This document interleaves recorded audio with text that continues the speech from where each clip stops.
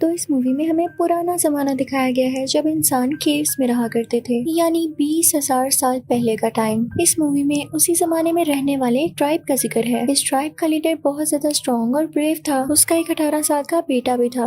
उसका नाम केडा था, लेकिन क्योंकि वो भी छोटा था तो उसमें अपने फादर की तरह पावर नहीं थी और ना ही अभी उसे ठीक से शिकार करना आता था। लेकिन उसके फादर यानी इस ट्राइब के लीडर उसे कहते थे कि एक ना एक दिन तो तुम्हें सीखना होगा, क्योंकि तुम मेरे बेटे हो और तुम्हें मेरे जैसा बनना है। पर उस लीडर की वाइफ कहती कि मेरा बेटा भी बहुत छोटा है, इसे शिकार पर मत लेके जाएं। तो लीडर उससे कहता कि नहीं, आगे तूफान आने वाला है और सर्दियों में बाहर निकलना बहुत मुश्किल होता है। हम शिकार पर जाएंगे क्योंकि हमें अगले कुछ महीनों के लिए खाना जमा करना है। तो केडा भी हमारे साथ जाएगा। अब ये सब अपनी टीम बनाकर दूसरी तरफ निकल पड़ते हैं ताकि कुछ शिकार करें। इनको काफी टाइम लग जाता है। ये नदियाँ क्रॉस करते हैं, जंगलों में से गुजरते हैं और फाइनली एक जगह पर पहुंच जाते हैं। लेकिन ये लोग देखते हैं कि इनके सामने बहुत सारे जानवर हैं जो कि जंगली भैंसे थे। अब इस ट्राइब का लीडर इन सबको ऑर्डर देता है कि हमें बचना होगा, तो अपने अपने नेज़े इन जंगली भैंसों की तरफ फेंक दो।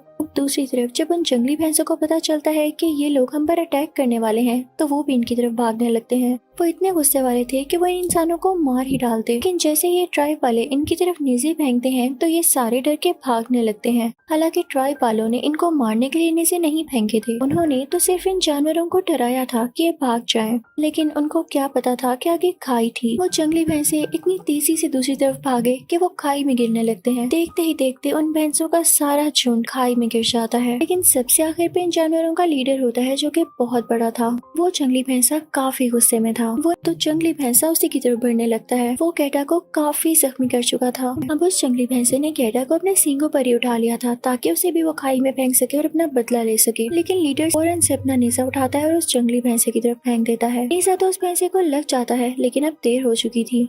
केडा नीचे गिर चुका था। वो खाई बहुत ही गहरी थी। अब सीन यहीं पर कट हो जाता है और हम कुछ दिन पहले का टाइम देखते हैं जहाँ पर ये लोग शिकार पर जाने की भी तैयारी कर रहे थे। तो ट्राइब का लीडर सब कबीले वालों से कहता है कि चलो मेरे लिए औजार बनाकर दिखाओ, कुछ ऐसे वेपन्स बनाओ जिनसे हमारा शिकार आसानी से हो सके। अब सब अपने अपने वेपन्स यानी औजार बनाने लगते हैं। केडा भी अपना औजार बनाकर अपने फादर यानी उस ट्राइब के लीडर को दिखाता है। लीडर कहता है, वाह, मेरे बेटे ने तो बहुत अच्छा वेपन बनाया। लीडर को एक और लड़के का बनाया गया वेपन पसंद आता है, तो वो बाकी कबीले वालों से कहता है कि हमें इन दोनों की पावर को और चेक करना होगा। वो अपने कबीले वालों से कहता है कि आप इन दोनों को मारें, इनकी स्ट्रेंथ चेक करें। खुद वो लीडर दूसरी तरफ मुंह कर लेता है क्योंकि उसके बेटे को बीमार पड़ रही थी, लेकिन उसके लिए ऐसा करना जरूरी भी था ताकि वो अपने बेटे की पावर चेक कर सकता। अब जब वो लोग मारना बंद करते हैं तो वो लीडर अपने बेटे के पास जाता है और उसे प्यार करता है। उससे कहता है कि इस फेज में भी तुम पास हुए, तुमने बहुत अच्छा किया, मैं तुमसे खुश हूँ और जल्दी तुम बाकी चीजें भी सीख जाओगे। वो अपने बेटे से कहता है कि तुम्हें शिकार पर भी बहुत अच्छा परफॉर्म करना है। अब रात हो जाती है। लीडर अपनी बीवी के साथ होता है यानी केडा की माँ के साथ। तो वो उनसे कहती है कि आप एक बार फिर सोच लें, केडा अभी बच्चा है।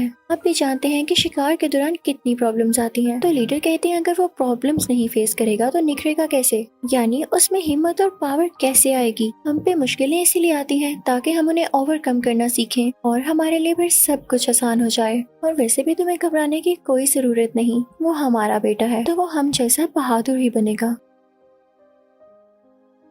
तो लीडर की वाइफ उनसे कहती है कि ठीक है, मुझे आप दोनों पर भरोसा है। और फिर अब वो दिन आ जाता है जब इन लोगों ने शिकार पर निकलना था। ये लीडर अपने लोगों की टीम बनाकर शिकार के लिए निकल पड़ते हैं। रास्ते में जाते जाते एक स्टोन स्ट्रक्चर दिखाई देता है जो कि इनके बाप दादा ने बना रखा था ताकि इनको सही डायरेक्शन का पता चल सके। उस जमाने में लोग इस तरह की चीजें बनाकर या सितारे देखकर डायरेक्शन का पता लगाया करते थे। अब ये लोग चल रहे होते हैं कि सामने से इन्हें एक और कबीला आता हुआ दिखाई देता है। उनको पता चलता है कि वो भी शिकार पर आया है। अब ये सब एक साथ मिल जाते हैं। अब आगे चलकर इन्हें एक जंगली पिग मिलता है। कबीले का लीडर अपने बेटे केडा से कहता है कि इसको मारो, इसका शिकार करो। लेकिन केडा ने आज तक किसी जानवर को कुछ नहीं किया था तो उसका दिल नहीं चाहता उसे मारने का। और लीडर कहता है कि अगर ऐसे ही चलता रहा तो तुम कभी भी मेरे बाद इस ट्राइब के लीडर नहीं बन पाओगे, फिर तुम्हारी जगह मुझे किसी और को लीडर बनाना होगा। अब रात को एक जगह पहुंचकर ये लोग आग जला लेते हैं और उसके इर्द गिर्द बैठ जाते हैं। तभी इन्हें किसी जानवर की आवाज आती है। लीडर इन सबसे खामोश रहने को कहता है। अचानक से एक छुपा हुआ शेर बाहर आता है। वो वहाँ से कैडा के दोस्त को झपट कर अपने साथ ले गया था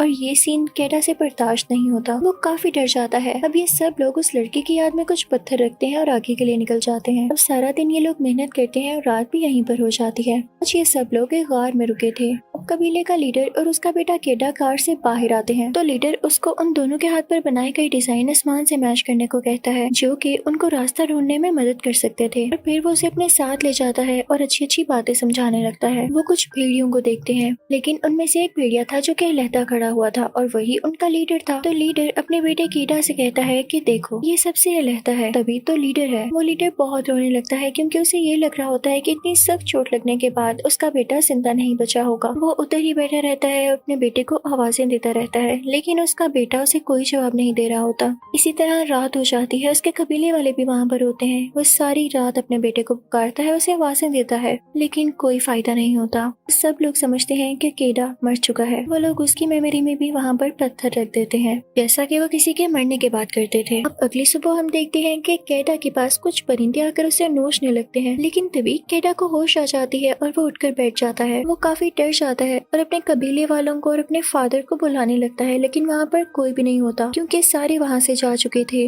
अब वो खुद ही आहिस्ता आहिस्ता नीचे उतरने की कोशिश करता है, लेकिन वो पहाड़ ऐसा नहीं था कि उससे नीचे उतरा जा सके। फिर अचानक से वहाँ एक मिरेकल होता है और बारिश शुरू हो जाती है। जिस खाई में वो जाने वाला था वो खाई पानी से भर जाती है। कैडा को स्विमिंग आती थी तो वो उस पानी में जंप लगा देता है और स्विम करके किनारे पर आ जाता है। इस दौरान वो बेहोश हो चुका था और वो बहता बहता ही यहाँ पहुँच गया था। जब उसे होश आता है तो वो काफी जख्मी होता है। वो अपने पाँव को पास पर ही लकड़ी और पत्थरों से ठीक करता है और फिर चलने की कोशिश करता है। वो अब ऊपर पहुँच चुका था, यानी उसी जगह जहाँ से वो गिरा था। वो देखता है कि उसके कबीले वालों ने उसे मरा हुआ समझकर वहाँ पर वैसे ही पत्थर रख दिए हैं। तो वो काफी टूट जाता है कि ऐसे कैसे इन लोगों ने मुझे मरा हुआ समझ लिया। वो चिल्ला रहा होता है और इसी की आवाज सुन के वहाँ पे कुछ भेड़िया आ जाते हैं। वो इसकी तरफ पड़ने वाले होते हैं कि तभी ये भागता भागता एक दरख्त की तरफ पहुँच जाता है। कैडा उस दरख्त पे चढ़ जाता है। अब भेड़ियों के डर से वो उस दरख्त से नीचे नहीं उतरता। सारी रात वो उसी दरख्त पर लेटा रहता है। फिर सुबह हो जाती है और उसे प्यास लगने लगती है। वो दरख्त से नीचे उतरता है और पानी भरता है, लेकिन तभी वो भेड़िया उसका पीछा करने लगते हैं। वो भाग कर दरख्त पर दोबारा चढ़ने लगता है, लेकिन वो भेड़िया उसे पकड़ लेते हैं। उनमें से एक भेड़िया उसके पाँव पर काट लेता है तो कैडा उसे मारता है। जो उसके पास वेपन था उसे जख्मी कर देता है। अब वो भेड़िया वहाँ पर गिर जाता है तो इतनी देर में कैडा दरख्त पर चढ़ जाता है और बाकी भेड़िया नीचे ही खड़े होते हैं उसके इंतजार में। लेकिन इसी तरह रात हो जाती है।